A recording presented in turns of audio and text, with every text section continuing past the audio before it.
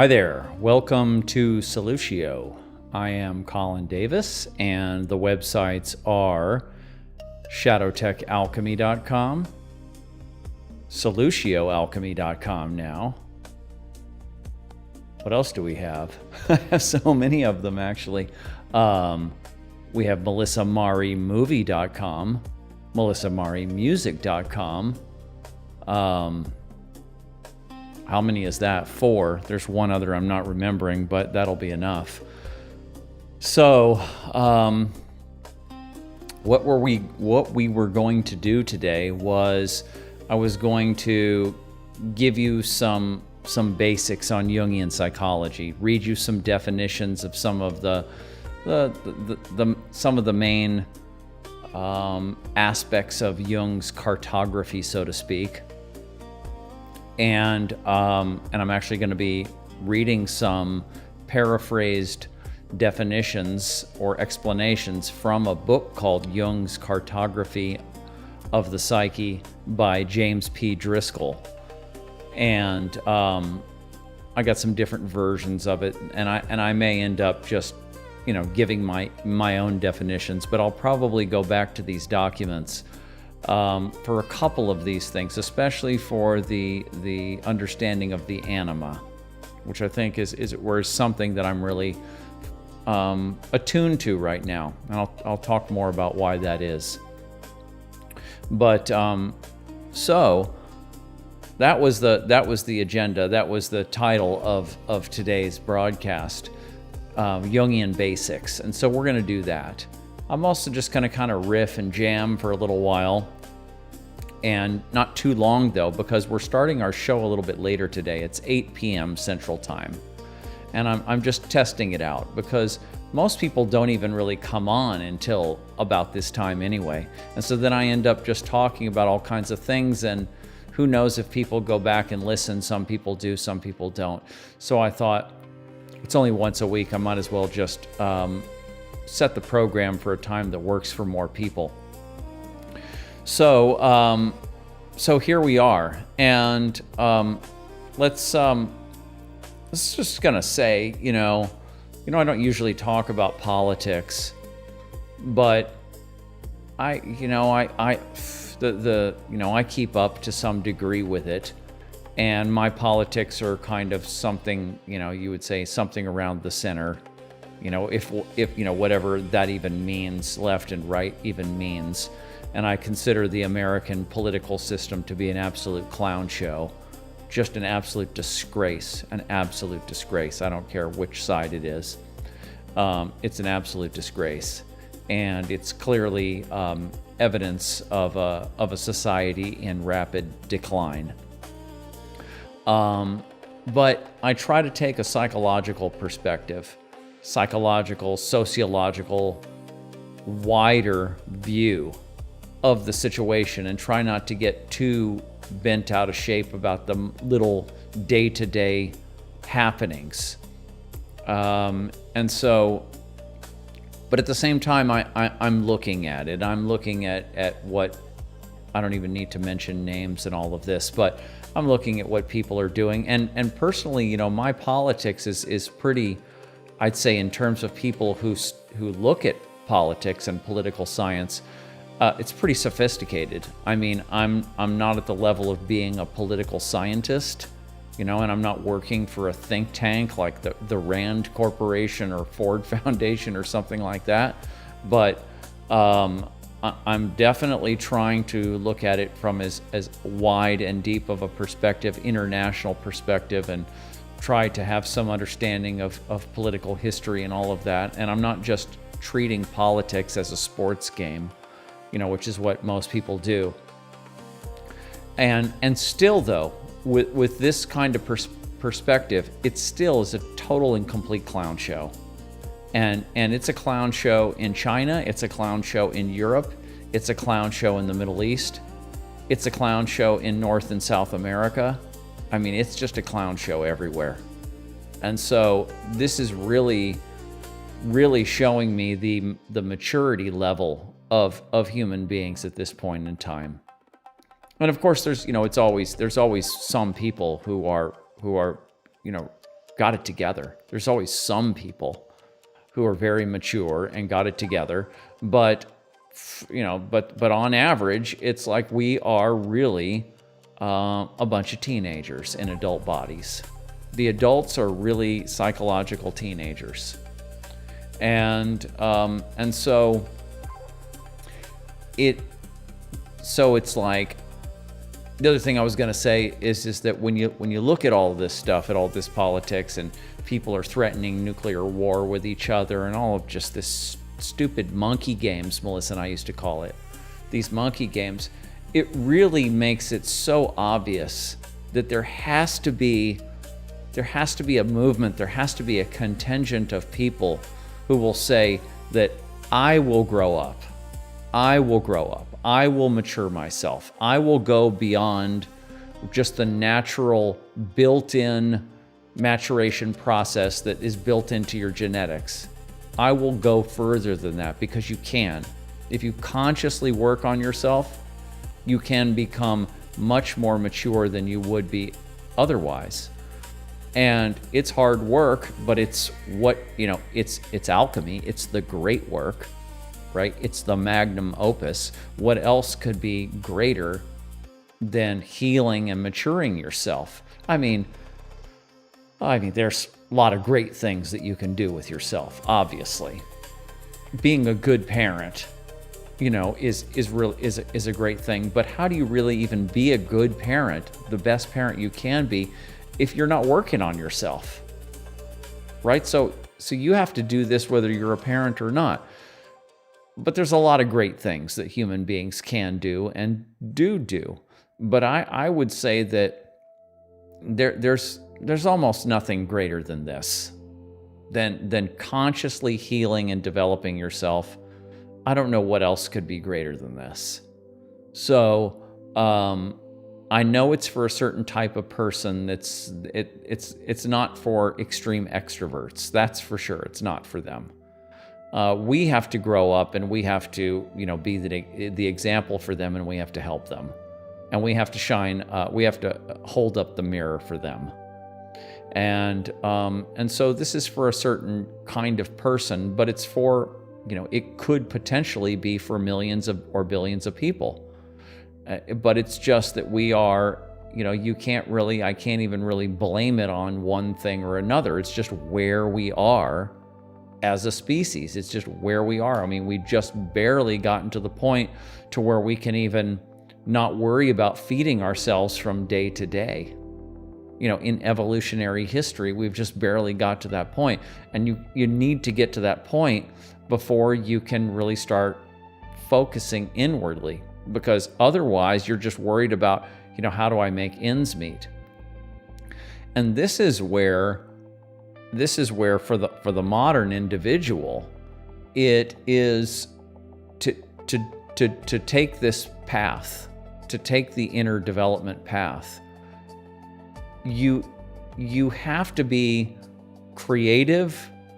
You have to have a lot of wherewithal, and you have to be very creative and really focus on how can you carve out a lifestyle for yourself. You're going to have to sacrifice, most people, not all, but most people are going to have to sacrifice some level of materialism. And you're going to have to sacrifice certain, what I would call matrix values, values of the collective, and to do your own thing, because you really have to design a life and a lifestyle for yourself where you have the time, the space, the quiet, and the ability in general to be able to be introspective.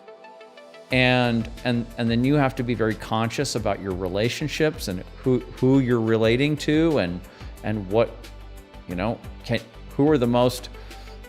You have to go find those people. You have to find those advanced people. You have to go actually find them, and so you have to be conscious about how you build a life for yourself if you're on the alchemical path. So this is a heroic path, really. It's a heroic path. it's a very individualistic path, and that everybody has to figure out for themselves exactly, how am I going to work? How am I going to live? How am I going to, where am I going to live? And all these kinds of things. And what do I have to sacrifice in order to design a life for me that is conducive to my inner health and my growth? And if I don't discount just, well, in the Jungian psychology, the big S self, the great self, the God within, the God image within. I don't, or just God in general. I don't discount the way in which, when you put yourself on the right path, on the path that's true to you, and you focus on that and dedicate to that you will be assisted. And that if you can just, there's, like I was just saying a moment ago, you've got to carve out a life for yourself, and you have to use will and all of this to build something for yourself that's going to work for you as an individual, as an alchemist. But at the same time, equally, you need to have faith. You need to let go and have faith in God, in the big S self, so to speak, and know that if you stay on your path and you completely commit to this, and it's the right thing of what you're doing, it's what you're supposed to be doing, and it's what you are doing, that you will be taken care of. That's equally important. It's like both. It's Melissa and I, we had will and faith. Will and faith. Those were the two archetypes, the masculine and the feminine. I was will, she was faith. These were our spiritual names, but these are principles. So you do have to use will, but you also have to let go and rely on faith, because you got to have both. It's got to be both equally.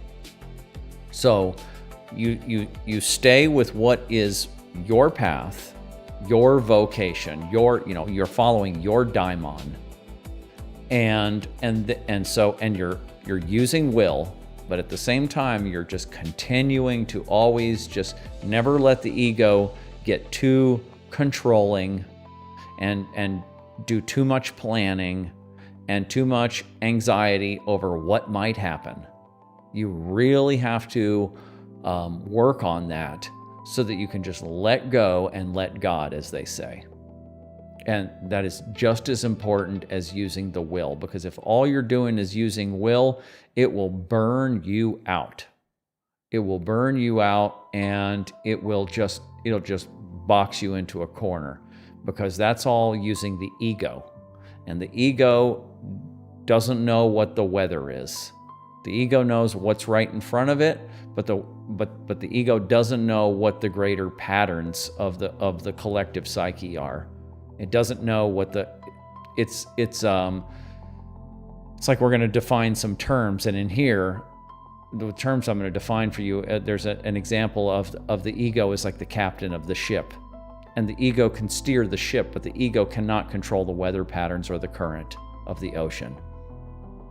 So you really do have to use both will and faith.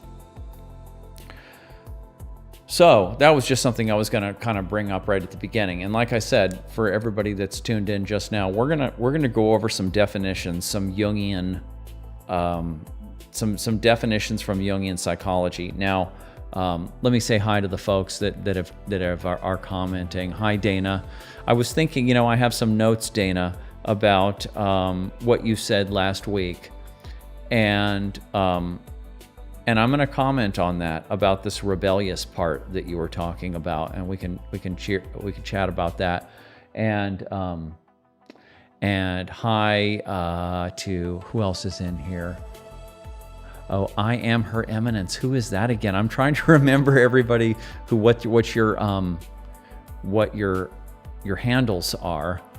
And Serene Integral. Who is I have my list of names so that I can remember. I know who all of you are, but I can't remember what everybody's handle is. Is it possible just stating that you're already on the right path? Is it possible just stating that you're already on the right path is an initiation? As an initiation is, okay, I'm going to interpret that. JG Gunner, what's going on? You're staying up late for us. Thank you. That's great. Don't kill yourself though, brother. You can go back and listen to it later if you want to. Is it possible just stating that you're already on the right path is an initiation? I know that's a typo there. Yes, you are already on the right path. You're already on the right path. The problem is the ego. The psyche evolved an ego. We have an ego so that we can self-reflect, right? It's part of evolution, figured this out. God gave this to us, right? So we have the ego, and the ego is very powerful, and we used this conscious mind to be able to create civilization and all of this, right? To pull us out of the animal kingdom. So it's an amazing thing, but it really gets in the way. It really gets in the way of letting go and just allowing this longer trajectory to play out. And in Jungian psychology, we talk about the self with the capital S, and it's got your trajectory, but it's a lifelong trajectory. And it's not so concerned with the moment-to-moment, day-to-day decisions. That's the ego's job. And the ego can't see the longer trajectory. So it's very anxious to constantly be doing something and figuring things out. So yes, you're already on the right path, but the issue is that you need the ego, but the ego is constantly overworking and overanalyzing. So it's a real issue. I mean, obviously you have, like all the Eastern spiritual systems are concerned with trying to calm this all down. But so let's do this, guys. Let's go into some definitions. I got more definitions than we probably want to really go with. And the book I pulled up to refer to, like I mentioned earlier, is called Jung's Cartography of the Psyche. And I believe that's the title of it. Let me pull it up just to make sure. Jung's Cartography of the Psyche, yes, and it's by James P. Driscoll, Jim Driscoll, who's actually an acquaintance of mine, and I've done some interviews with him, and he's a great guy, and he's also he's a PhD Jungian and also a PhD in Western literature, and an expert on Shakespeare and other and the Western canon, you could say. A tremendous intellect. But he put out this book several years ago, which is basically like a list of definitions of all key terms that are used in Jungian psychology. And unfortunately, it's expensive. It's an academic print, and those academic publishers, they sell their books for 2-3 times what average books cost. But if you want to grab that thing on Amazon, it's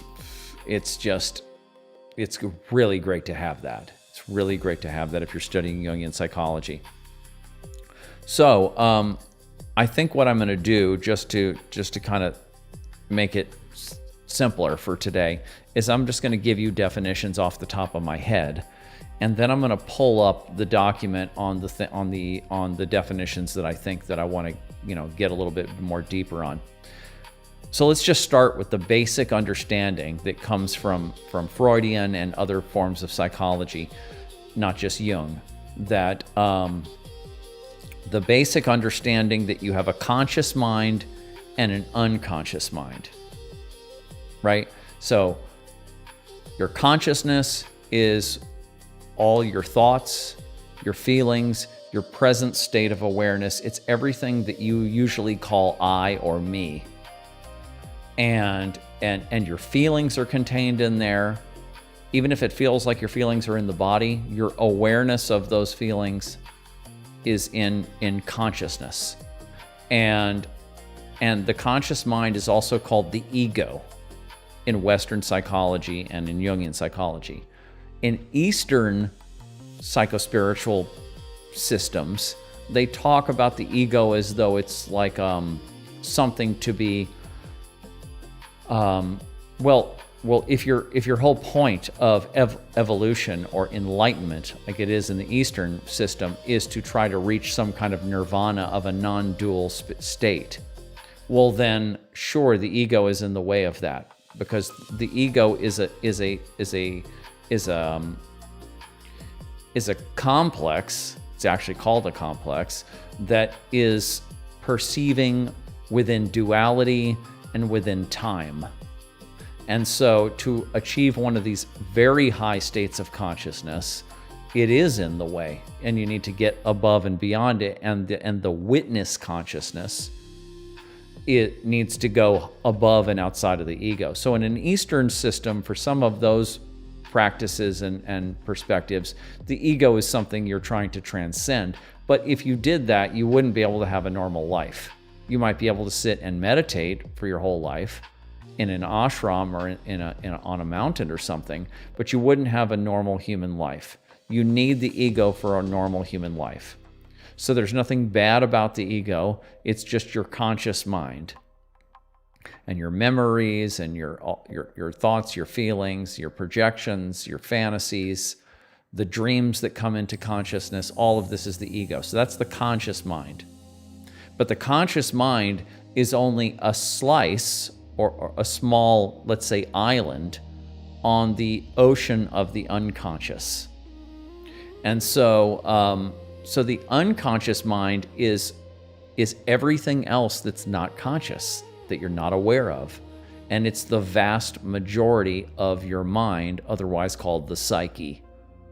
And so we don't know what percentage in the personal psyche is conscious and unconscious, but some people say it's 5, 7, 10% of the mind or of the psyche is conscious, and the rest is unconscious. Right? So most of what you consider to be your internal state, you're not even aware of. You're a stranger to most of it. And it's all got itself worked out over, millions of years of evolutionary time. It's all kind of tucked in, doing its thing, and you don't need to be conscious of it. When you need to be conscious of something, the unconscious pushes it up.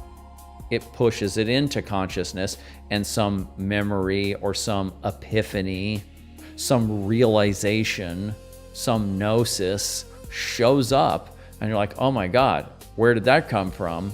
I needed to know that. So the unconscious pushes material into consciousness, and dreams are a big way that that's happening. The artist is very familiar with actually what's called the creative process of accessing unconscious material and teasing it out and bringing it into consciousness, and then using it for something creative, something to give to society. So that's the conscious mind and the unconscious mind. And people used to imagine like an iceberg, and the tip of the iceberg is above the water in the sun, and then everything else is below water. That's the unconscious. So that's the first kind of basic thing that you have to get, is the split between conscious and unconscious. Now, and that the conscious mind is also the ego. Then there's another part of the ego. Excuse me. There's another part of the ego. There's the tip of the ego, the very, very edge of the ego, which is called the persona in Jungian psychology. And the persona is the mask. It means mask. And the persona is the mask that you show to the world. It's your costume. Melissa called it your player piece. It's like you have your G.I. Joe or your Barbie player piece. You know, which version of Barbie how do you like to dress Barbie? Or which version of G.I. Joe do you want to use? You know, so it's your mask. It's your identity, which is a big word these days. You have identity politics, and everybody's talking about their identity as if your identity is so important. Well, it is important. It is important. The humans are, you know, just as collective creatures and that operate in groups and all of this. It's necessary to have an identity, to say, you know, hi, I'm Joe, I'm a policeman, and this is my badge, and this is my outfit, and this is, you know, my education, and this is my, you know, this is, you show people your identity, right? And then what ends up happening, though, is that the ego, the conscious mind, gets very connected to the identity, because the identity is sort of your pass into different social groups and into the world, into the human world. And so people establish an identity. They recognize, okay, here's what I need to do to have this identity, to be a doctor. If I want to be a doctor, I mean, you have the vocation of being a doctor, and then you have the identity of being a doctor, right? And so, but people get those confused. They overlap with each other. The vocation is the calling. That's the inner voice in you that says, I want to heal people, I want to help, and I want to do it in this way as a doctor. I want to be a healer. It feels right. And so you go into that vocation, and then you get the necessary training and all of that. But then there's the part that says, yeah, look at all my degrees, and I have them, you know, framed on the wall behind me, right? And I have my MD and my name and stuff so that you will know that I'm a doctor. And then when I go to doctor conferences and we use doctor lingo, and then, you know, you meet me and, oh, hi, I'm Joe, I'm a doctor, and all of this. That's all identity stuff. It's so that you will fit in. And then you recognize, well, what are other doctors driving? No, they're driving Porsches and BMWs or Teslas. I better get a Tesla. These are all part of your identity. That's your persona. And a lot of people, especially when we call them superficial, they are overly focused on the persona, just the little thin little layer of you that deals with your identity. And it doesn't deal with all the other deeper stuff that's going on.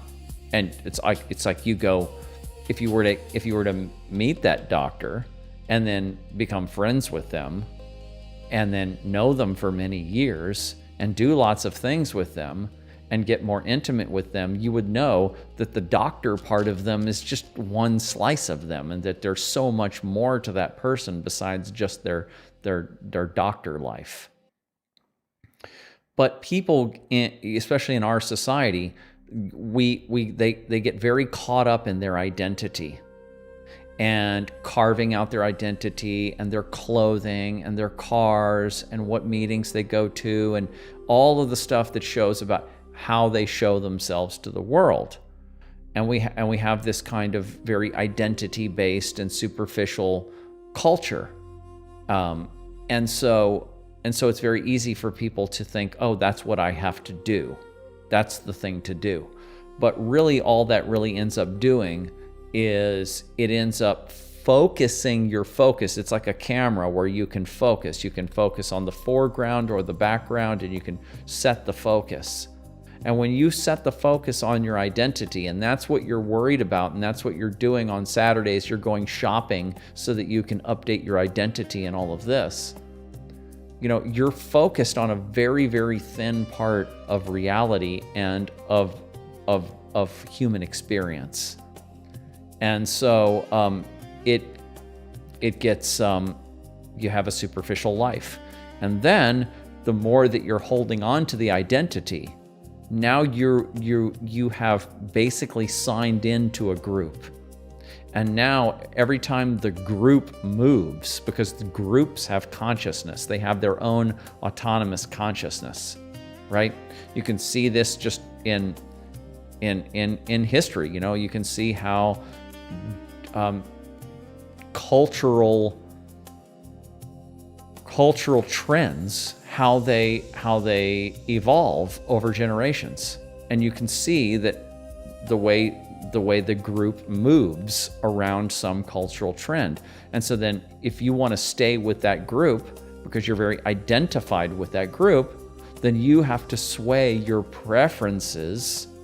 Like if you're a therapist and you're doing this kind of therapy, but then this kind of therapy is not in vogue anymore, you have to now get retrained and go into this kind of therapy because all your clients are going to want this kind of therapy. And so then you have to change that. And then 20 years later, they want another kind of therapy. And so you're going to have to train, and you're going to have to constantly be chasing the fashion, chasing the trends, chasing the group and whatever the group identity is.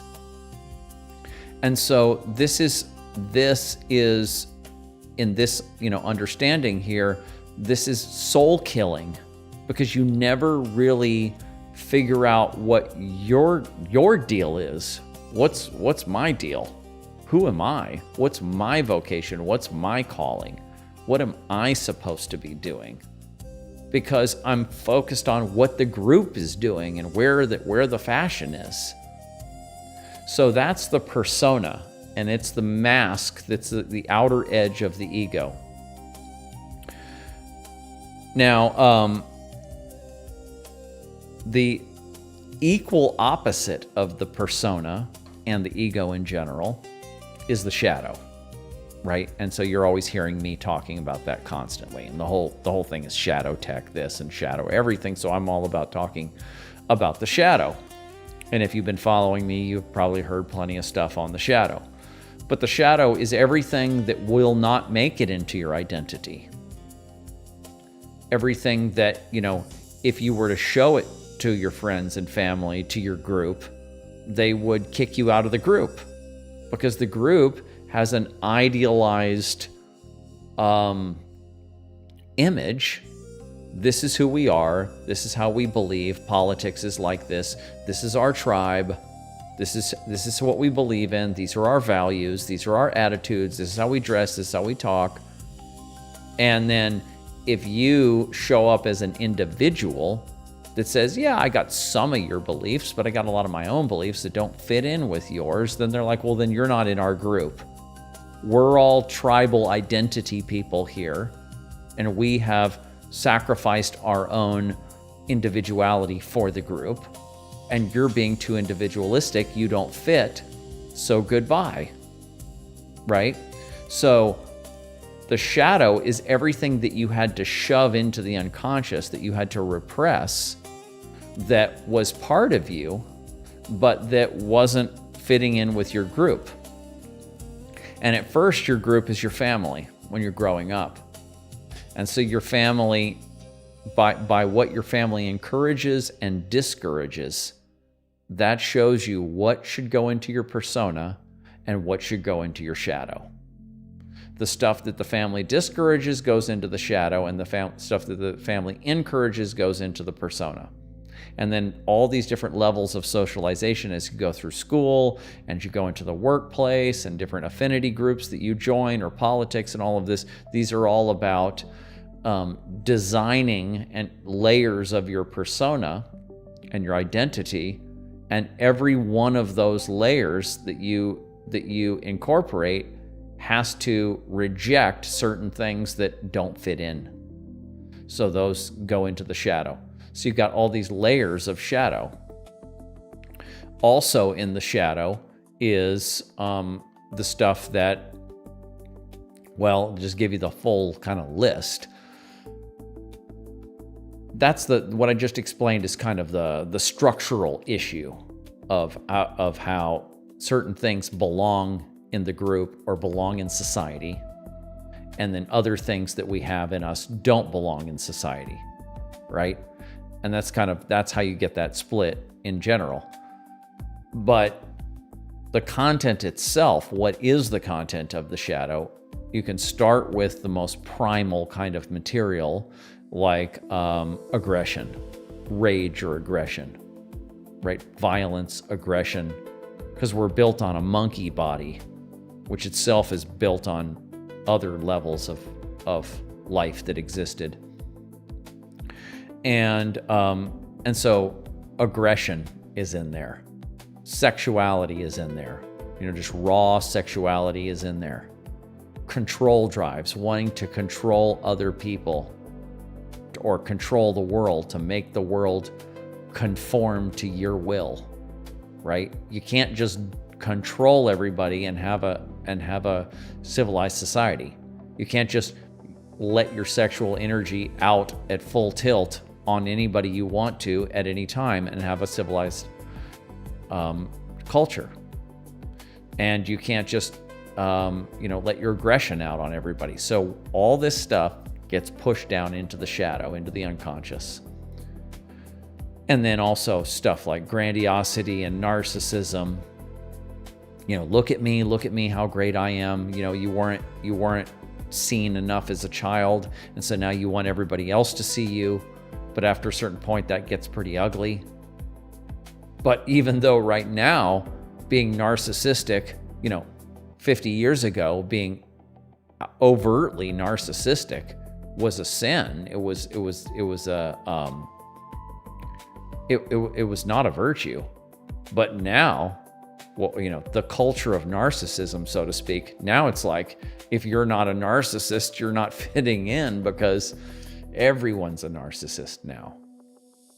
And that's its own subject, and it's really pathological.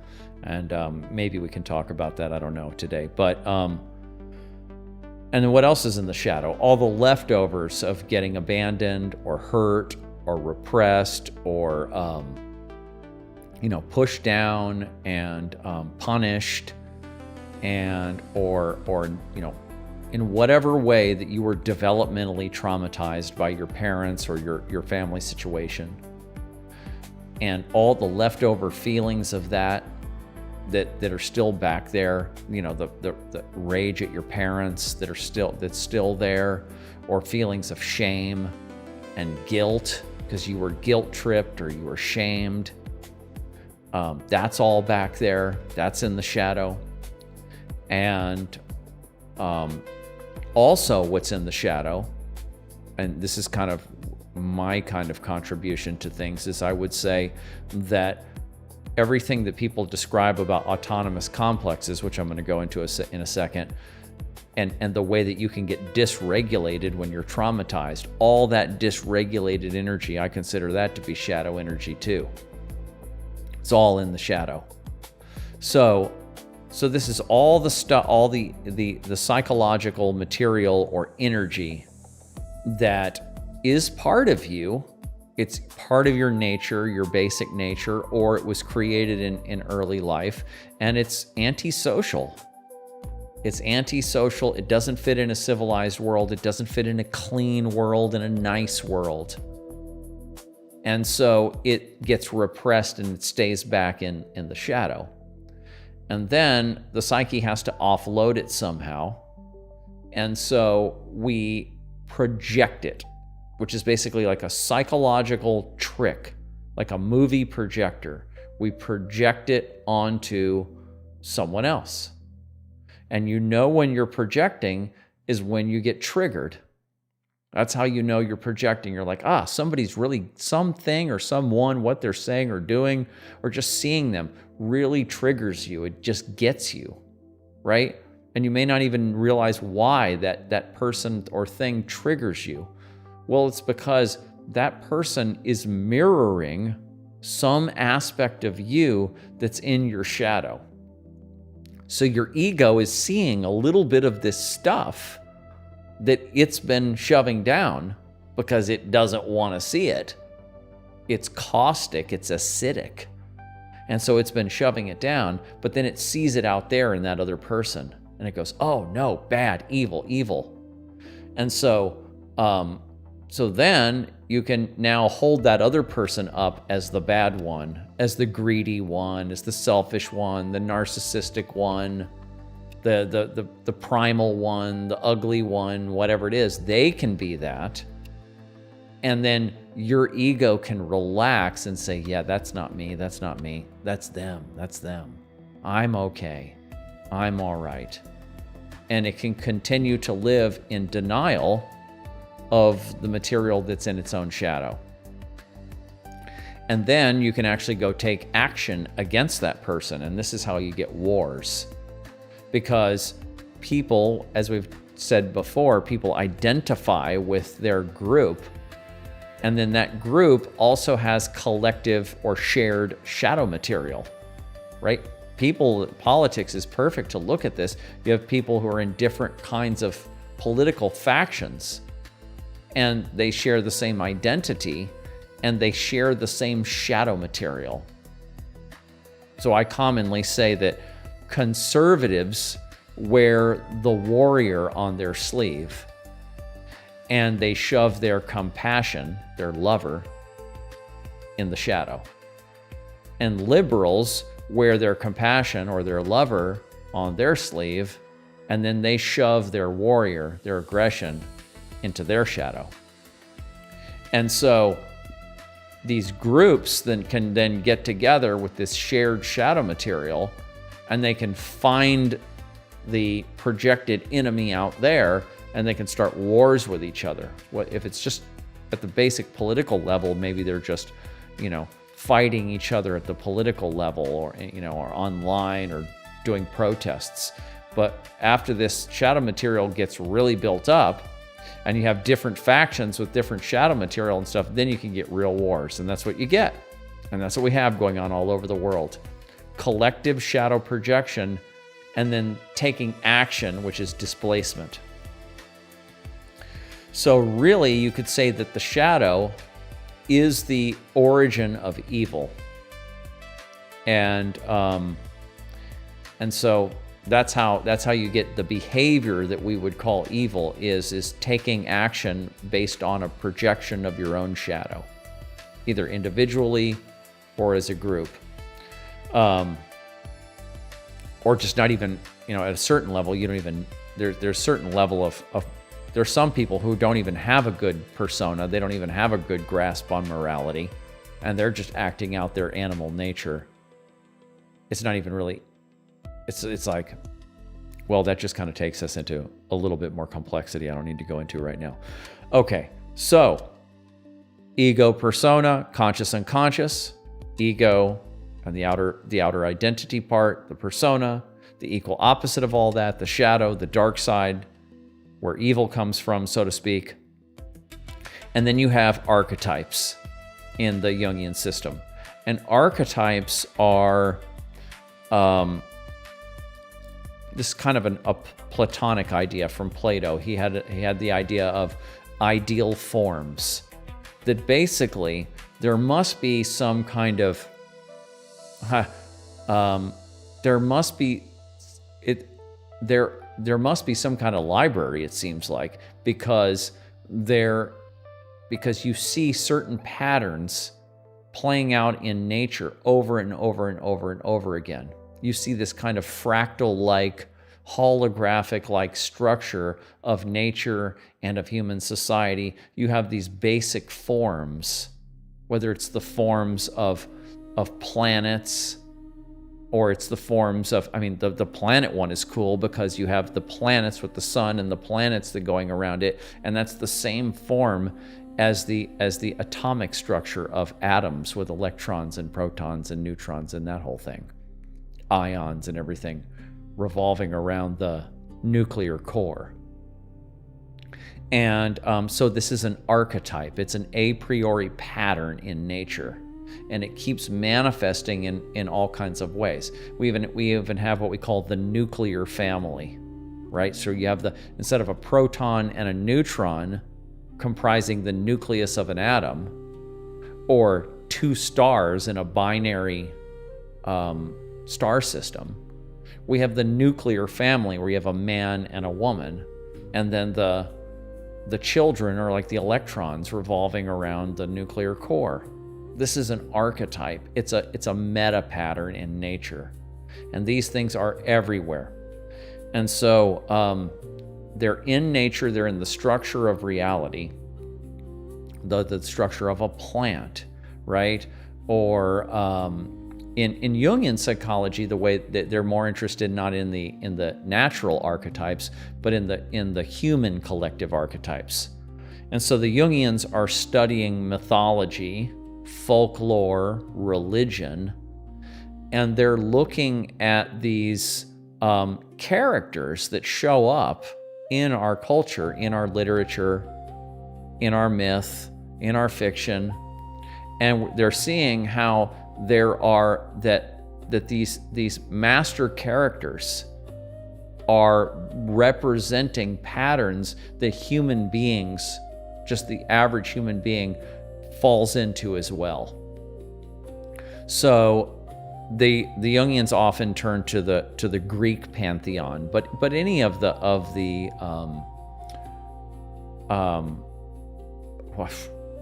word escapes me for a second. Any religion really, but the Greek pantheon is one that they really rely on. And so you look at Zeus, the father. You look at Aphrodite, the lover, right? You look at Demeter, the Earth Mother. You look at Hades, right, or the devil, or whatever, right? You look at these different characters, or Hercules. You look at these different Apollo, and you look at these different characters, Athena, and you realize that these are anthropomorphized or personalized versions of human personality types. And so this is why, the Greeks would think that a god, has possessed you. And so these are the archetypes. And so a Greek god, or a Christian god, or a Muslim god, or a Hindu god, or any of these gods and goddesses, they're not literal beings. They're anthropomorphizations. They're fictionalizations that represent different ways in which humans can act and behave and be with each other. They're common, they're typical. These are the patterns that typify human behavior, human personality. And so these are built into the structure of the human being, and they are at the base of what Jung called the collective unconscious. The collective unconscious is just sort of like the totality of all of these archetypes that are shared within a culture and across cultures. And I was just thinking today about how that you have you even have like a cross-cultural kind of balancing where you can have gods or goddesses in the East that aren't really very present in the West, or vice versa. But when you put them together in the human collective unconscious, you get all the representations are there, right? Like in the Christian system, the Judeo-Christian system, you don't really have a feminine goddess of chaos and destruction like you have the devil. But you do have that in the Hindu system. You have Kali, right? And so you kind of put them together and you get them both. And so this goes across the whole human species. So the archetypes are these inbuilt patterns that are in the lowest aspect of the unconscious, the part that we share with each other. And that is sort of like, those are like the power structures of our personality, of our behavior, and they are the archetypes are the source of our energies, right? They're like the real and structuring source. And different people have different energy going in different directions. Some people are more, have it's like, okay, if I bring in Robert Moore's system with the 4 archetypes, this is a very simple way of looking at archetypes. He's got the royal, the king and the queen. He's got the warrior. He's got the magician and the lover. It's a simple way to get into Jungian psychology because everything's kind of been brought down to just 4 archetypes. Everything's kind of been pushed in there. And then you can analyze those, and you can see how, some people have a lot of lover going on. They have a lot of relationality going on. They have a lot of compassion and love, and it's the feminine principle. They have that in their personality, men and women. And they may not have so much of the warrior going on. Whereas other people might have a ton of warrior going on and not so much warrior, lover going on. And so you can see how these archetypes these are like the general ingredients, and then different people are making different recipes out of those ingredients. So that's what archetypes are. Now, complexes are the intermediary that goes between archetypes and your ego. Your ego's up here. It's like, hi, I'm Colin. This is what I'm doing. This is what I'm aware of. And I'm channeling energy. Energy is just coming through me. Like right now, I'm explaining all this kind of psychological stuff. This is magician archetype in Robert Moore's system, right? And this energy just comes through me, and it's natural. And I just want to explain things and figure stuff out and explain it, right? So this is a magician archetype. Well, there's complexes, are the channels, they're the nodal networks or the organs of the psyche that transform that big, huge, God-like energy of an archetype.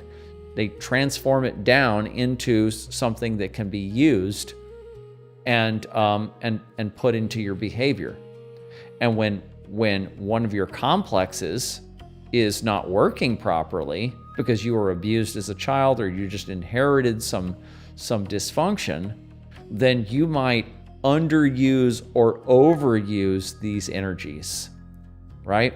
So the magician who's just totally overusing their energy, they're just completely stuck in study, crunching numbers and just figuring stuff out and just putting out information and writing books and blah, blah, blah. And they're just neglecting their family. They're neglecting the wider world. They're neglecting their lover. They're neglecting their relationality, their sensuality. They're neglecting all of that because they're just so focused on figuring it out, right? Or the warrior. They're so focused on fighting the war and where's the enemy and targeting the enemy and all of this. So that's where you get an overuse, or you can have an underuse, or just a splitting and a fracturing of these archetypal energies. And that's when complexes become autonomous. So complexes are just the organs of the psyche. And when they're operating properly, you don't even know they're operating properly. Like my magician complex, or series of complexes, however it works, is heavy. It's definitely going, but it's not so crazy that it's just, I'm not just like locked in a dark room or whatever. So it's relatively healthy in my case. So you don't really know that a complex is autonomous or dissociated, split off, unless, you don't realize, you don't have a pathology, and you don't realize that anything's wrong unless there is something wrong. And that's when you realize, oh man, I got a problem, or other people start telling you got a problem. That's when you got an autonomous complex. And so that's where the complex is doing its own thing, and it's causing all kinds of problems, all kinds of neurosis and anxiety or depression, or it's overusing or underusing or whatever it is. This is where you get into something like internal family systems therapy. This is where they're trying to put you in touch with your complexes and give your complexes names and try to associate with them as though they're little people, and try to get them to get into healthy functioning again, or for the first time maybe.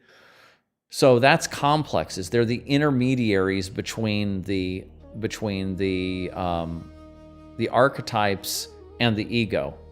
And when you have pathology in life, it's very often because you have some kind of autonomy, some kind of dysfunction going on. Dysregulation is the term, going on in one or more complexes. And so a lot of inner work is working with your complexes. And so that's that. I don't have too much more on my list today because I'm going to just give you guys some basics. But I have the term psyche in here. Psyche is also, I won't go into it, but basically psyche and mind are synonymous.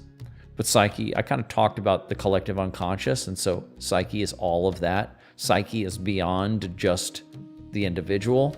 Psyche is the total system of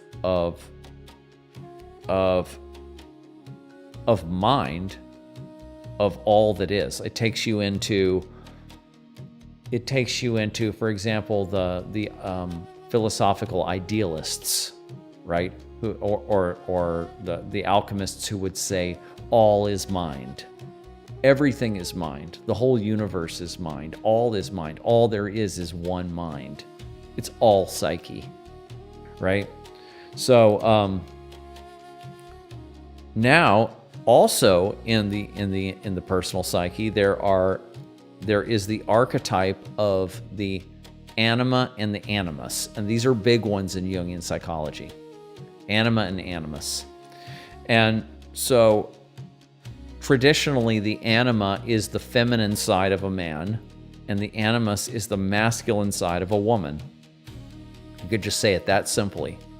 But I think it's more, it's some of these terms and understandings are kind of from their day. And we should just say that the anima is the feminine principle, whether it's in men or women or anyone. It's just, it's all we have is men and women, but it's the feminine principle in human beings, and the animus is the masculine principle. So the animus is like logos, would be the Greek understanding of that, the philosophical understanding of logos and spirit. And the anima would be eros and soul, right? And life, and the function of life itself. And so I might actually even read to you from Jim Driscoll's book. I think I'm going to do that on the anima, so we can go into the anima a little bit. Let's pull that up, actually. Let's pull up. Let me find that. Here it is, right here. Okay, yeah, let's do this. Let's just read this because this will explain it. Because it's very elusive concept, but I'm going to tell you more in my personal life in just a moment about how it applies to my personal life. Okay, anima. In Jungian psychology, the term has two distinct meanings.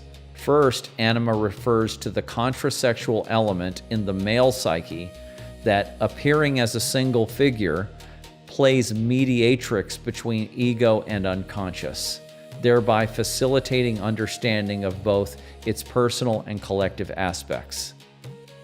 That's a little academic. Let's just skip over that. Originally identified with the mother, in male adolescence, anima starts to be projected onto other women and to appear in dreams as a supportive companion. Countless stories in literature show a female figure helping the hero achieve his goal. In life as in art, every beloved or admired female carries the projection of the anima. Anima is the great teacher, seductress, illusionist, and guide that draws the male into active life. Like the shadow, it is opposed to the persona. Those qualities that are repressed from the persona become lodged in the shadow and the anima. Jung distinguished 4 general categories or stages of anima, which he identified with Eve, Helen, Mary, and Sophia. Eve manifests the mother, Helen the irresistible sexual lover, Mary the wife who facilitates and sustains family relationships, and Sophia the guide to the spiritual inner life. Second, anima means soul. And as soul, it carries eros, or the love function that involves us with others, with the inner imaginal life of the psyche, and with nature.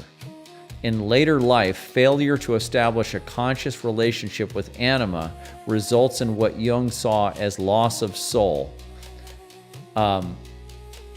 manifest in a diminution of vitality, flexibility, and human kindness. However, individuation can transform anima from a difficult adversary where resistance brings diminution of soul to a beneficial mediatrix between conscious and unconscious.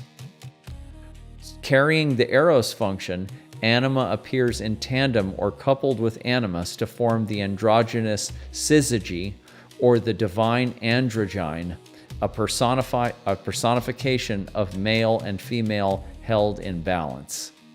Possession by anima or animus, as distinct from a symbiosis with them brought by individuation, leads to a dysfunctional overexpression of characteristics of the opposite sex, resulting in effeminacy or sentimentality in men and bossy, opinionated women. And then he does make some points in here that Jung's understanding of the anima and the animus were kind of patriarchal and from his time. I'm skipping some material. Jung's concepts of anima and animus have proven extremely evocative because here's where he talks about, right? So that, by illustrating the ways that every individual is a mixture of the qualities of both sexes,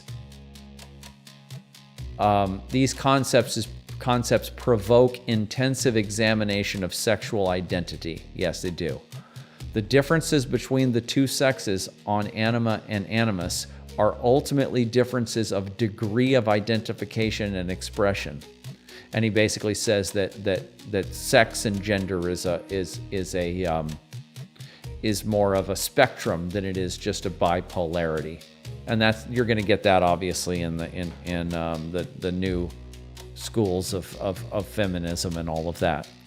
But there's truth to that. So the interesting thing about the whole thing's interesting, but so the anima is this feminine principle, but it's not just relationality and intimacy and care and compassion and love and all of those feminine principles, but it basically is a synonym for soul, and it's the anima mundi, the soul of the world. Jung talked about the life force, his age and level of maturation. So when he's attracted to a woman, at first it's that Helen archetype. It's an actual mother. That's the first woman he's attracted to, and then it goes into Eve when he gets into be an adolescent and in his 20s and stuff, and it's a sexual lover, right? Which is very big in our Western society. We're really stuck on Eve. We're really stuck on Playboy bunnies and all of that, and then it goes into Mary. And that's the mother of the household. That's the mother of your children, and that's also obviously very well represented, or was better represented, 50 years ago and in prior, in more conservative times, so to speak.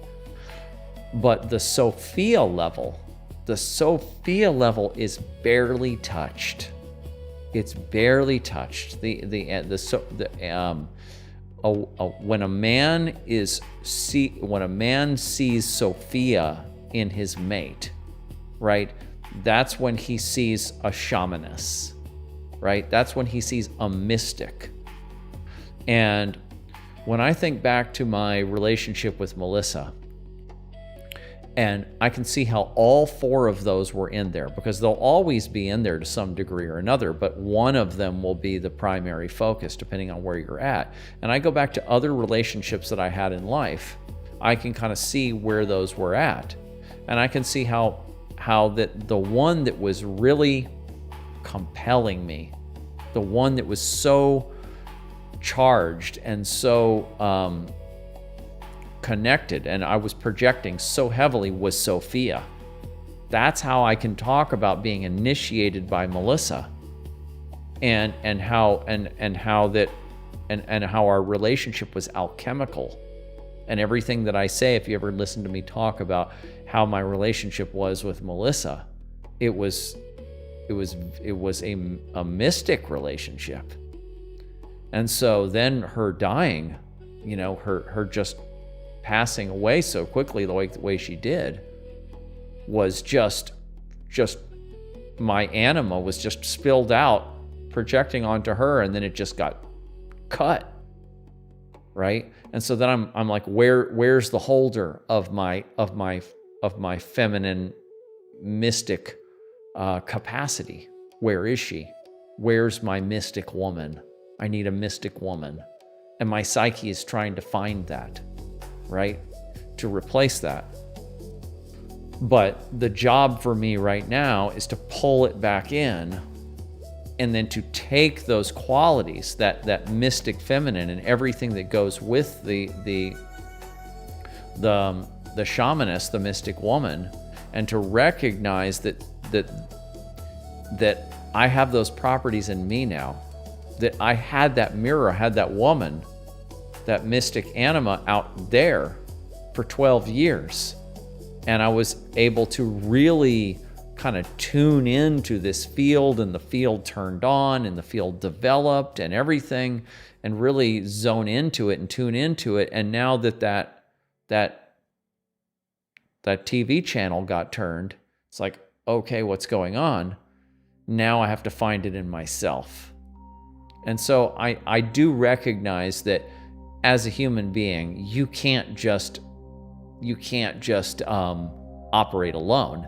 The whole path of being a human being is not to eventually become a complete and total loner that doesn't need anybody. That's not what individuation entails. But it is, to some significant degree, being able to pull your projections back and then hold them within yourself. Hold those qualities within yourself, and so that you're not necessarily dependent on this bipolar relationship in order to get that juice. That you can get the juice, the archetype of the anima,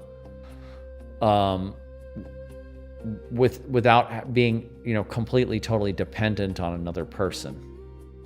Even though that you probably will always need other people. Of course you will. This is just it's kind of a balancing situation. So that's now, and the animus, which I can't give you as much personal experience with integrating my animus in the same way. I can tell you plenty about, I can't tell you in the same way that I can with the anima, because to a man, the anima seems other. It seems outside of himself until he really gets it, until he groks it. And he needs that woman to introduce it to him, and so he can grok it. But I can, of course, tell you about my own masculinity and my relationship to my own masculinity. And I can then look at women that I know. I can look at Melissa and other women that I know who are working with their masculinity, with their animus. And I can also, talk about this in general. And so one bit of information that's kind of common in Jungian psychology is that women have their femininity on in early life, their lover, their anima on in early life, because they have to love children, nurture children. And then in later life, after their children are gone, their animus tends to turn on. So some women, especially women who were abused or who had difficult childhoods, or who got it passed on to them, they may have a strong animus, a strong warrior. They might have an Artemis type warrior, an Amazon warrior in them early on. So that's quite common. But in the sort of typical way, a woman has her lover turned on in early life, and then she develops her warrior, her animus, in later life. And so that is something that you see going on with a lot of women, and it confuses them, and they're like, well, they want to become autonomous, they want to get into politics, or do something that's more masculine in some way, be movers and shakers in the world in some way. And then what happens with men is men often, their lover, their anima, turns on in later life, and then there's a conflict in the household. Because the man just wants relationality and sensuality and all of that in his 40s and 50s. And then the woman is like, I gotta go. I gotta do stuff. I've just been raising these kids for the last 20 years or whatever, and I gotta have a life now. So you get this conflict, and this is where you get divorces and stuff, and this is where men supposedly have midlife crises, whether you call it that or not, and then they look for a younger woman that they can, who has that lover turned on. So it's all in the system. But yeah, so a woman's animus is her masculinity, it's her warrior drive, it's her ability to focus and to get stuff done and to use willpower and to form boundaries and masculine properties in general. And so her job is to learn how to bring these qualities into herself and to work with them, and then hopefully, she's going to be projecting onto men, just like men do onto women, and then hopefully be able to take some of those qualities of her ideal man and find them in herself. And just like how a man does that with a woman, he finds those qualities of his ideal woman, his anima, and finds them in himself. And so this is part of the work. And like it said in there, that a man's anima and a woman's animus is kind of in the shadow. It's because it's kind of oppositional to your persona. A woman's supposed to be very feminine, and so her masculinity she shoves down, and a man's supposed to be masculine, so he may shove down his femininity. Although these days, we have definitely kind of broken out of that. So that's the anima and the animus. And Dana asked, can people have or be different archetypes at the same time and or take on a combo of them simultaneously, and so they shift? Yes, that's what we are. We are the human personality, the individual, basically is running on all these ingredients, all these different ingredients that are in, at the most base level. Every archetype is actually present in potential in every human being, right? They're not getting to this job or go to this relationship or go to this environment. Different archetypal energies get involved in your personality. Your complexes channel them in, and now you need to channel the warrior in this situation, or now you need to channel the lover, the hetera, in this situation, or now you need to channel the magician, the medial in this situation, the mother, the queen. You need to channel these different things in different situations, and so these things are coming in, and they're just constantly shifting here and there and all of that, and it's just natural. So all of these archetypes are just running and doing their thing, and they're coming in and out as your environment changes, as your relationships change, and as you age, and all of that. And the only problem is if there is if your persona, right, your image, your player piece is too inflexible to allow some of these archetypes to get access to your consciousness in a different stage of life, because you're so identified with being this. Like, for example, I'm over here talking about spirituality and my anima and all this kind of stuff, but in my other life, right, I'm a death metal musician and I'm playing like angry man music for like young men and stuff, and it's all these fictional lyrics about war and killing and all this kind of stuff. And there are guys in that field. I mean, generally in music, a lot of people in music, the artists, they don't try to walk around like, yeah, this is me. I'm the tough guy, that plays the tough music. And they don't walk around in normal life like that, although some do. And when they do, they have an inflexible persona, and they're identified in their artist role, right? So the death metal musician that has to be the tough guy all the time. Most death metal musicians laugh about it. It's just like, this is funny. We do this for art. We just do this for art. We're like, it's like horror music. Yeah, it's like horror music. And it's like, this is an art form. And then we just laugh about it. And it's just a joke. It's art. And we don't identify that way that much. Although there is some level of identity, people wear their leather jackets and their boots and all that kind of stuff.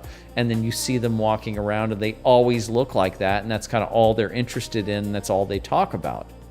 And I'm someone who has a very wide palette of interests and talents and energy flows. And I've been involved in many different kinds of groups and subjects and intellectual studies and all kinds of stuff. And it doesn't really fit into my musician persona. So I don't try to fight it or anything, but it's true that my musician people are kind of, whatever on this other stuff. They don't really look at it. So when you have to get, I'm kind of just old enough and mature enough to realize that I'm not going to have a problem showing some of my, intellectual or feminine, whatever, mystic qualities to the people in the music world. I'm not really going to have a problem with that. But that's taken me a while to actually get there. It takes a while to really get there. And when you don't allow yourself for your identity to be flexible enough to where you can kind of be like, okay, now I'm musician guy, and now I'm lawyer guy, and now I'm psychology guy, and now I'm husband, or whatever it is, then you have to have a flexible ego, a flexible persona, And so that's where you get problems. And that's where a woman may get problems with her animus, with her warrior, is that it just doesn't fit into her family, into her group identity. And she has to kind of push it down and everything. And she's going to have to find a way to put her warrior into her life and put it into her persona. And so that other people can see that she's got a certain level of aggression and toughness in her personality too, and they're just gonna have to get used to it, or she's stable enough to where she can just leave that group. If they won't accept her, she'll find another group. And so, so you understood that. I know I kind of beat around the bush with all that, but I just have a couple other things on here, and but it looks like we're doing good on time, and you guys are more than free to comment and to talk about anything else, because I was just going to do this tonight and introduce this stuff, and then we can talk about anything what we want to.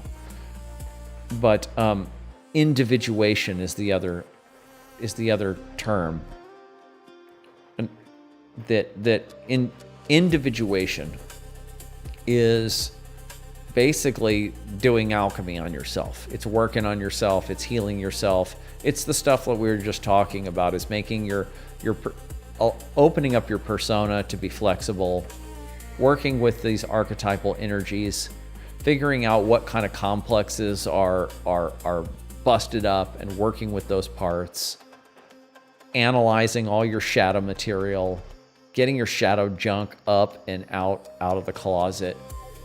And all this is alchemy. and self-healing and all of that. So individuation in a general definition just means maturing and working on yourself and integrating all these things that we've been talking about. But it also in the title, in the word itself, individuation means to become an individual. And I was been alluding to this or expressing this really is that when you become an individual, you are pulling away from your groupthink, from your family groupthink, from your workplace groupthink, from your political affiliation groupthink, and all these groupthinks, and you're going, well, where am I in all of that? How much of these beliefs that I have are mine, and how many of them are just the group's beliefs, and I haven't really questioned them, and I don't really know if I really believe them or not. And so when you're individuating, you're pulling yourself away from groupthink, and you're figuring out what your values are. Who am I? What do I really believe? Where's my energy? Where's my trajectory in life? And so that's what individuation is about. As much as this self-healing stuff, it's also about becoming a true individual that doesn't need groups. You don't need groups anymore, right? And so the only groups that you're ever going to really want to be around are groups with other people who have flexible personas, other people who are mature enough to be able to allow you to be yourself, however that is. And so that's becoming a true individual. And true individuals are not group people. They're not, like the politicians are the ultimate persona people. They're group people. And every time the group consciousness changes, they're like, oh yeah, that's my belief too. Oh yeah, every year it's, some change. They're running on some new thing because they're trying to find, where the wind blows, so to speak, where the group's attuned to. So individuation is doing the work on yourself, doing the shadow work, doing all the inner alchemy on yourself, and becoming a true individual. And I also have in here alchemy, and that's basically, I kind of just described it. I could go into some alchemical terms and stuff. Maybe I'll just say kind of something about it. The one thing I want to say about alchemy is that if you start studying alchemy and you see, negrito and albedo, rubedo, and these different terms and all of this, and you're like, oh, where am I at now? And this is going to come next. And you start thinking about all that. Don't do that. Just know that this is a natural process. It's turning itself. And all you really have to concentrate on, all you have to really know is just the basic formula. It's kind of like the seasons. Just know that springtime comes after the wintertime. As long as you know that, and the fall time comes after the summertime. And as long as you know that, you can just go with the flow. So sometimes you're in the negrito, sometimes you're doing the shadow work. And then you're just going to do it for as long as you're going to do it. And then sometimes you're going to be doing the albedo work, the integration of, it's going to be more like golden shadow work, or anima animus integration work, like we've been talking about. And the rubedo isn't even really work. Rubedo is just what you get after you worked on yourself. It's like, there's the cake. It came out perfect, or it's as good as it's gonna get. The cake comes out of the oven, right? And so it's done. And you're never done, but you go through stages. You cycle through spirals, and you kind of spiral around some archetypal principle. You spiral around it, and when you're through the whole season of it, that's kind of a mini rubedo. when you're kind of done with that spiral. And then you start spiraling again, but you go around it in a different way that needs to be developed next. And then you just kind of, the psyche, the self. Oh, did I talk about the self? No, I got one more subject. I got one more thing. I got two more things. Synchronicity and self. But so alchemy, I just skipped it accidentally. So with the alchemy, you're just spiraling, and you're just kind of reapproaching things from a different direction as your psyche needs you to do that. And so as long as you know that this kind of 3 or 4 stage process, I got the senatritas, the yellowing is in another version of the process. But as long as you know that this is turning, you can kind of keep track of it a little bit, but try not to get too caught up in where you're at. It just naturally works its way out. But the self is a big one. The self is not the ego. The ego is your conscious mind, but the self is. Jung said the self is the true center of the psyche, and Jim Driscoll was talking about it like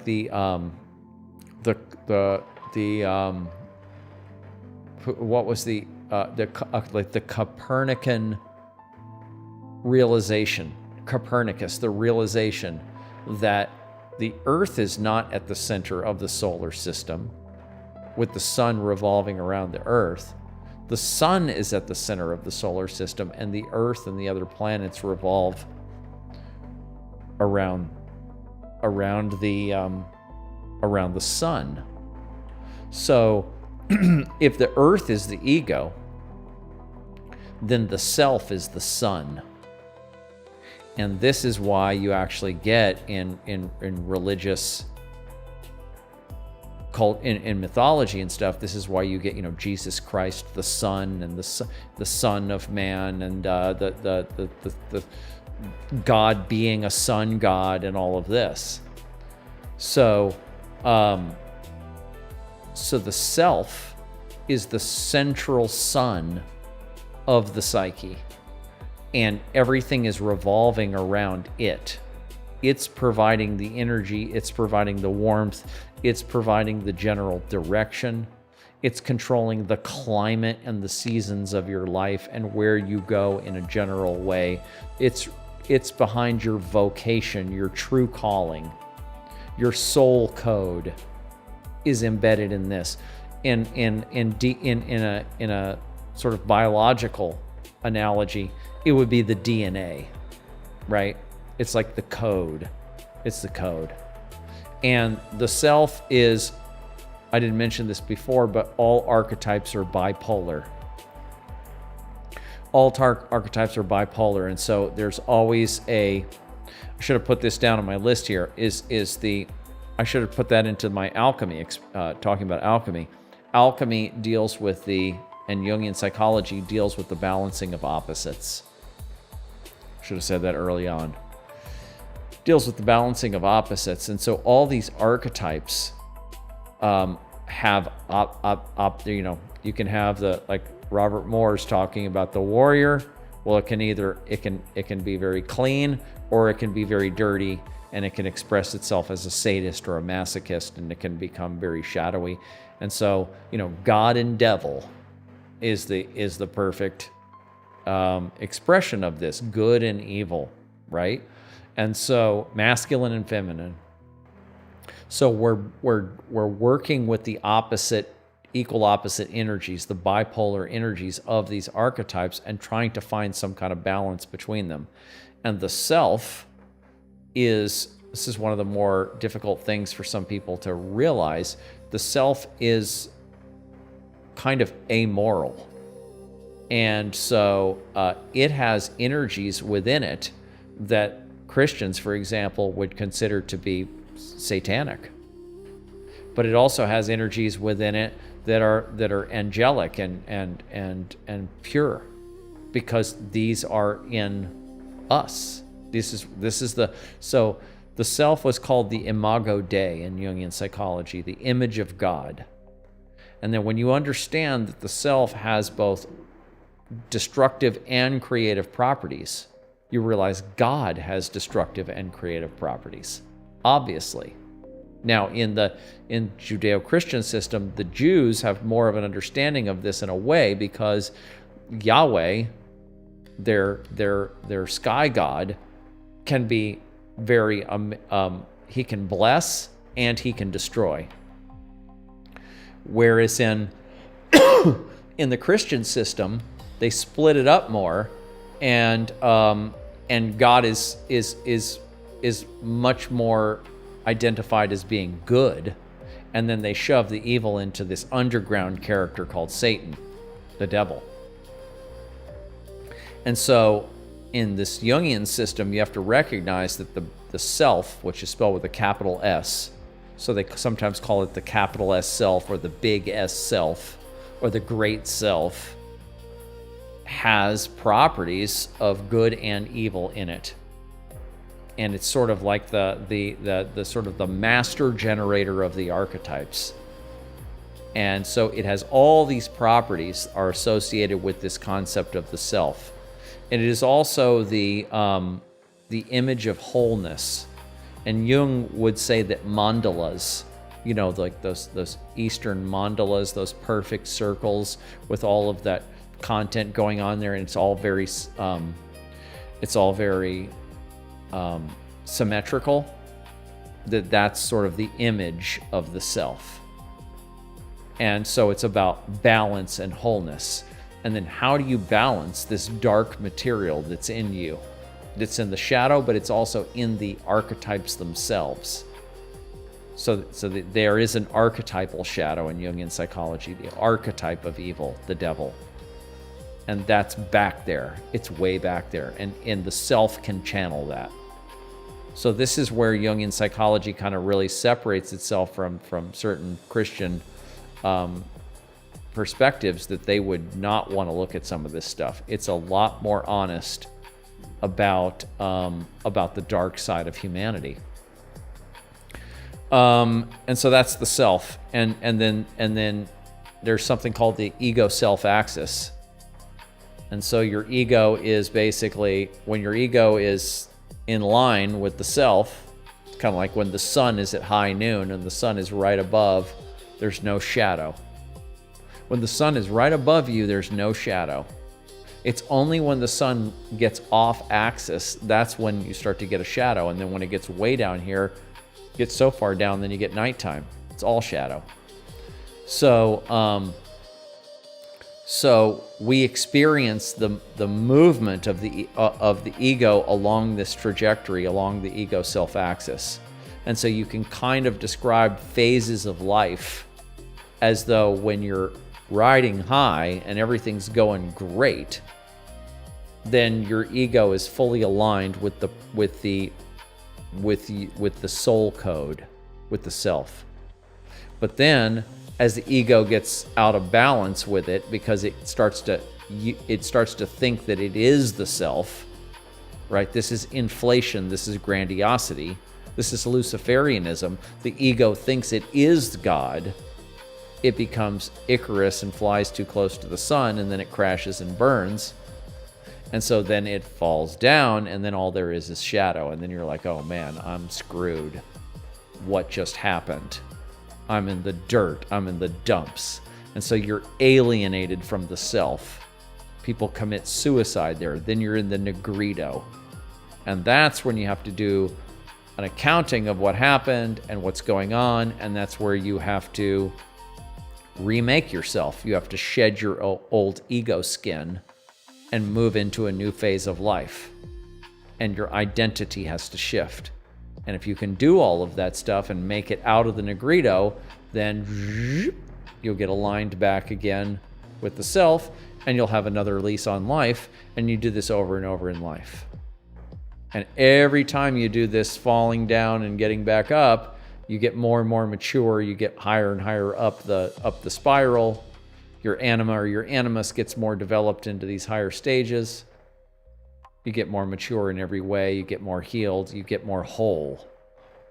And that's kind of the whole process of individuation and what it's all about.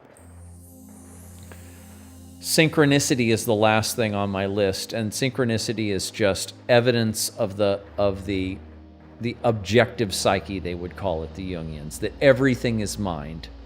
Everything is, the psyche is all. And so the mind extends out to everything, to nature. It's operating through everybody else. It's feeding back to you. It's mirroring you. It's talking to you. And so when you can start paying attention to synchronicity, then it's kind of like waking dream. It's like studying dreams. It's another thing I should have put in my list. You're studying dreams to understand what's going on in the unconscious. And when you're studying synchronicity, you're also studying what's going on in the unconscious in a way where it's being reflected externally. So synchronicity is just as important as dream analysis in Jungian psychology. So there you go. So that was I think I accomplished what I wanted to accomplish. Could be cleaner, but I kind of just quickly put this together today. As you can tell, I can generally talk on it, but I did look at Jim Driscoll's book, and so that was good. So anyway, I hope that was helpful to you guys, and if you want to, go back and watch it again later or something, you can. And I always been telling people actually lately, use these programs, these AI programs, these free AI programs like ChatGPT or Claude. I've been paying the $20 a month for Claude. I use Claude now, and but use these things on whether you pay or just use the free version. Talk to these programs and say, give me a basic understanding of Jungian psychology. Give me the basic concepts. And then when you don't understand something, talk to it and say, explain this better to me, and use these programs as teachers. And they're not going to get everything right and all of that. And they cannot even, if you're going to study Jungian psychology and you're going to talk to an AI program, it's just going to kind of open the door for you. It's going to give you a basic understanding. And then you kind of have to read these books and talk to Jungians and stuff like that to really get into it and study yourself. But you can definitely use these programs so that you don't just have to be out in the cold or just thinking, oh my God, there's like 100 books I've got to read to understand this subject. You don't. Like what I gave you today is the basic education in Jungian psychology. And I tried to explain it in a way that anyone could understand. Dana says, this echoes my journey as so they deemed me to be bipolar. Right. You're welcome, Dana. Yeah, you're welcome. I don't know if you guys can hear it. We're having a thunderstorm right now. The Texas weather is just really, it's crazy. Because I'd been in California for the last 30 years, even though my family's from here, back in Texas, and it's just, the weather is just, every few hours it's changing. Dana says she's been studying herself for a long, long time, just different types of terms. Yes, definitely. I understand that. Yeah. Yeah, this is a particular school that I've studied different schools too. And I've kind of like, dabbled in different ones. And is that the one I really feel connected to, or is that? And I never felt connected to any of these other schools, East or West, mainstream esoteric, except for this one. This is the one that really explains my natural perception. I think of myself as a natural Jungian. This is just natural for me.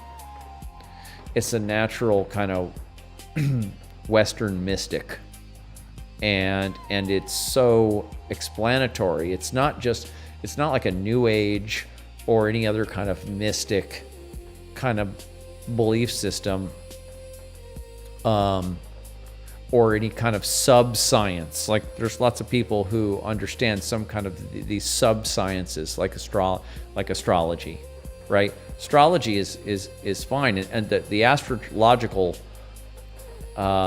constellations are archetypes. They would be considered archetypes in Jungian psychology. But these are subsystems. Jungian psychology brings in, it's a whole spiritual way. It's not just a basic psychology for ironing out your issues. It deals with it's not quite a religion, but it's definitely a spiritual way with a capital W. And it brings all these other things under one umbrella. And it offers, it's very complete and very holistic and extremely deep. And you'll find that a lot of things from different religions, from different spiritual systems, from New Age, and all this all kind of have some relation to Jungian psychology. And it brings them all together and answers a lot of questions that are not answered in any other system. And so I really do think as a system that both serves as a spiritual guidance system, as like a spiritual operating system, and as a system that gives you practical tools for working on yourself. It's sort of, to me, it's the ultimate. Yeah, it sounds like you are resonating with it. It sounds like you are. And it's if you are, a lot of women actually, if you look in different schools of psychology, you'll see that there's probably more women in Jungian psychology than probably most other kind of forms of psychology. And Jung worked with a lot of women. There was a lot of women that were around him that were his assistants and colleagues. And there's a lot of women Jungians, and that you know, it's just because it's because it is very mystical, and because it's for people who are high in the intuition function. It requires thinking and scientific. It's just alchemy. So, like, I always define alchemy as a spiritual scientific art. The spiritual scientific art of transformation is what alchemy is. And so the spiritual side and the artistic side brings in the feminine qualities. And then the scientific side brings in the masculine qualities. So it's a very balanced system. And I read in Jim Driscoll's book that this is true, and that Jung thought that alchemy was a compensatory spirituality, that basically is like an underground spirituality that took up the things that Christianity, mainstream Christianity, wasn't incorporating into its persona, so to speak. Gnosticism and alchemy and the Hermetic path, the esoteric tradition, so to speak, all of this is sort of the compensation. It's a compensatory emanation that needs to be there in the collective psyche to handle a lot of material that the mainstream Christianity is repressing. And so it's, as above, so below. Right, as above, so below is the first alchemical maxim. If you look at my book, Shadow Tech, there's a chapter on that. And this is, Melissa and I use this all the time. This is like one of the alchemical 10 commandments. Almost like the first one. I mean, it's the first maxim in the Emerald Tablet of Thoth. And this is, Ken Wilber's understanding of holarchy is the same thing. It's very important to recognize the as above, so below nature of reality. And so, you know, for example, I'm talking about the shadow all the time. Well, so you get the personal shadow, And they get the collective shadow, as above, so below. And so all these people who are now looking at all this quote-unquote red pill stuff, this is the collective shadow. This is the institutional shadow, the cultural shadow, the collective shadow, and it's the outer movie. And then there's the inner version of it, the inner shadow. That's your shadow, the personal shadow. And so you can't change the outer movie without changing the inner movie. So you have to take the alchemical maxim and you have to turn it around into yourself, and you have to do the work on yourself, and then that is what actually changes the outer movie. First it changes your personal movie. Your personal movie changes when you do the alchemy on yourself. Your own projection, your own perception of reality changes. Your own environment changes. You naturally move in a different direction, and reality changes for you slowly over time as you do the work. But then if a bunch of people do the work, then the whole reality changes. And it doesn't take the whole population just to start moving things in a certain direction. So what we're talking about doing here, this kind of stuff, this is still very, very esoteric, and it's not where our culture wants to focus. There's a lot more people in the East who are focusing on meditation and being Buddhists and being, or in India or wherever, focusing on inner practices. It's still esoteric. It's still not the mainstream necessarily, but it's still a lot more people than we have in the West doing it. So the West really doesn't have a whole lot of this. And I think now we're finally getting to the point where the whole thing's falling apart, and there's so many traumatized and alienated people out there that at some point, they're going to have to hit rock bottom. They're going to have to hit their Negrito, and then they're going to have to start working on themselves. Most of them won't, though. They won't work on themselves. A handful will. And that's all we have. And this is how nature has it. So I have to assume that everything's operating the way it's supposed to, because we didn't create this world. We didn't create the human being. We didn't create the human psyche. We didn't create this civilization. We're guests here. And everything's been going without us. So we have to assume that everything is going according to plan. You'll have to tell me about peer support, what peer support is actually, to help raise the vibration of the collective conscious. Therefore unconscious. Yes, exactly. Right, I see what you're saying. Right. You'll have to call in sometime. Maybe next week if you want to, Dana. I know you mentioned that you would. Now we're getting towards the end of the show, but just let me know. Just send me a text. Just go into any of these weeks that you want to call in. Just look in the description, the YouTube description, and get the WhatsApp.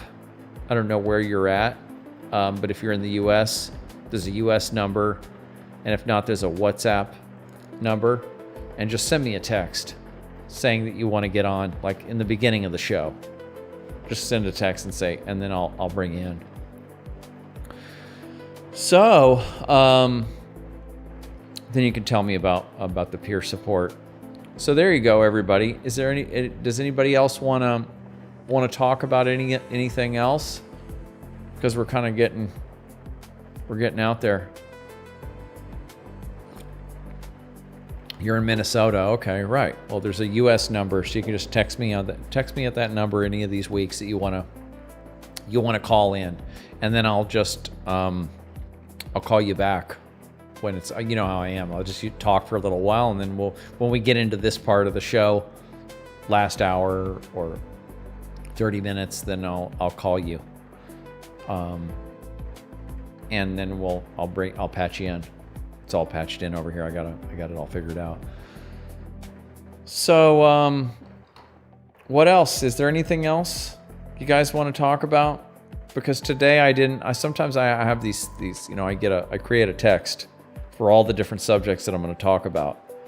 And then, I did, I don't know, it won't apply to almost anybody out there, but because I'm in Austin, I'll be doing a workshop July 11th at this place called Casa de Luz Village. Amazing, cool place. It's this little community of different businesses that are all interested in, or not interested, but they're offering different kinds of holistic healing practices and Ayurveda and acupuncture and all kinds of different things. And there's a yoga studio in there, and there's a non-profit vegan restaurant there. And I've met the guy that runs the place, and he's amazing. And it's just like it's a community for basically spiritually people who are on the spiritual path to hang out and to have services and to support each other. And there's a couple cafes in there, and there's this place called the Thought House where people just go in there and just sit around and talk about, high level conversations and stuff. So it's just a really cool place. It's in Austin. I only found out about it within the last several months. So but they have rooms where you can do workshops. People book workshops in this place. So I booked one for July 11th. And if you go to the website, you'll see. So you go to the Shadow Tech Alchemy website. There's a workshops page now. There's also solutioalchemy.com. Takes you to the same thing. So if anybody is around here or knows anybody that's here and wants to go to this, it's a Jungian shadow work workshop. Some of the stuff we talked about today we're going to talk about, but it's going to be more focused on the shadow and doing shadow work. So I'll be doing that July 11th. I'm looking for other places in my area where I can do workshops. I think that's kind of my new mode now, is I'll keep doing this show and then I'll be doing workshops, because, you just can't live your life on the internet, man. You just can't live your whole life on the internet. I realize this show is important, actually. It's important to, the main reason why I'm having this show is not even to be as much of I know that I kind of come off as kind of like teacher, educator and stuff. That kind of is a mode of mine. But it's more important for me to be a supporter. It's more important for people who are on this path to know that there's at least, people probably have multiple outlets, places they can go and people they can talk to. But I want to be somebody who's there so that I can, help demystify this very labyrinthine path.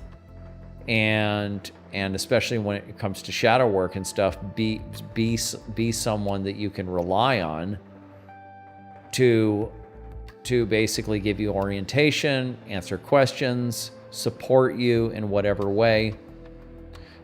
Some people work with me personally, privately, through coaching, but even just supporting you this way is good too. I just want to be there for people. And just so people have this outlet, and as things come up in life, then I'm there. And so I just, got to do that. And I can't just do it to people who are just in Austin, Texas, or wherever, I can get to personally. So I do want to always have a web presence. And so I'll always do some kind of a show. I don't know, how it'll end up changing from time to time or whatever, phase to phase, but I'll always have some kind of a show so that people internationally can find me and I can be a help to people. And then I'm always going to probably be trying to figure out, how can I make the show better or do something different. And I'm just going to organically, week to week, I'm just organically figuring out what to talk about and where to go with this. But I have committed to just continuing doing it, and I think it's important. So I will just keep doing that. So you'll always have the show, and then I'm going to be doing workshops and stuff. And so I would like to be doing it more, because I'm coming from the band musician world. and all the touring that goes with the musician world, and going to Japan or going to Canada or Europe, and I've been to all these European countries, multiple times, many times, and played in all these places and stuff, and I like that. That's it's in my blood. My grandfather was a jazz musician and tour manager, and he did that. So I don't like being on the road all the time, but I do like traveling and going to different cultures, and now my mode is more about the alchemy and less about music. I'm still involved in music. I'm still mixing and mastering engineer. I'm still even have my band going. I play like a couple shows a year, usually in Europe or something, but I would like to start bringing this kind of stuff to people in other countries. But I just kind of have to let it go where it goes, and so now I'm getting started on that whole workshop thing. So I'm hoping that'll find its own way. I'm just you have to have faith, like we were saying earlier, and just let go with the flow, and not get your ego too caught up in what should happen and all of that. So that's where I am, but I'm open to it. All right, everybody. So we are at 10 o'clock now, and I cooked my dinner before. I think I'm going to do these shows at 8 now. I think I'm going to do them at 8 because I noticed that you guys kind of came on here when right after I started. I think for people in California, it's 6. And, people are getting off work or whatever, so it's already early for people over there. I think 8 is the time. I think I'm going to keep doing it at 8 Central, 8 Texas time. And, or for now, I'll keep going on that. And I just make my dinner before, and then I'm going to eat my dinner late. So I'm going to eat a late dinner once a week. No big deal. All right, everybody. So, Dana plays acoustic guitar and sign. Music is powerful and freeing. Yes. See, that's the last thing I could say about this is that the artists, the Jungian way, the alchemical way and stuff, like I said it earlier, but I didn't say artists. It really is attractive to artists. And so I'm an artist. Melissa was an artist. She was the artist to the core, the most hardcore artist. Oh yeah, I should mention something about progress with Melissa before I go. Let's see what your handle is Undercover 8. What's up, Undercover 8? You just stumbled here, perfect timing. Okay, well, great. I'm glad you found the show. And we're about to end, but you'll immediately be able to go back and press play and watch it again. I kind of went over some basics of Jungian psychology today, and then I'm back here every Tuesday at 8 p.m. Central, and so you're more than welcome to come in and hang out and talk about your experiences or what your challenges are on the path, and have me chime in and just join the community. So absolutely, just and then there's you can go to the live tab on YouTube, and all the prior shows are there. And so anyway, you found the channel, so that's great. So I look forward to seeing you next time. The last thing I was gonna update you on Melissa and the whole thing with so I made the movie about Melissa Mari, musical alchemist of stage and psyche, and you can see the trailer at melissamarimovie.com. If anybody wants to see the full movie before it's out, just send me a message and I'll send you the passcode to that. And I've been shopping it to film festivals. So let me tell you something about that. Oh yeah, man. It's just we're hanging out here and we're hanging out here, and it's one one big happy family, one intimate happy family at this point, which is good because then we can talk. It's like if it gets too big, then it gets less personal. But so yeah, so I wrote the movie or put the movie together last year.